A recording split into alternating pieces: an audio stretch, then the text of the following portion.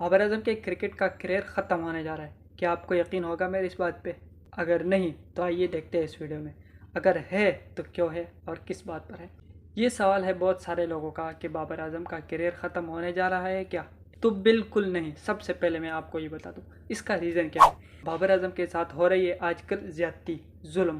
اس کو زبردستی ٹیم سے نکالا جا رہا ہے، لیکن یہ کب تک چلے گا؟ یہ نہیں چلے گا، کیونکہ سورج انگلیوں سے چھپایا نہیں جا سکتا. بابر اعظم سے دنیا واقف ہے کہ بابر اعظم کس ٹائپ کا پلیئر ہے اور کیا کیا کر سکتا ہے، کیا نہیں کر سکتا، کیسے کھیل سکتا ہے، کیسے نہیں.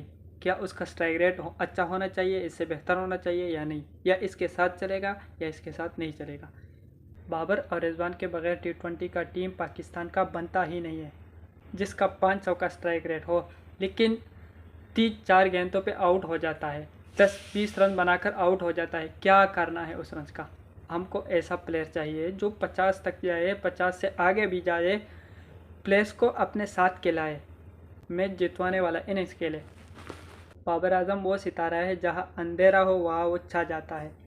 بگ بیش لیگ میں اندھیرا تھا بابر اعظم کے آنے سے پہلے، ابھی اجالا چھا گیا.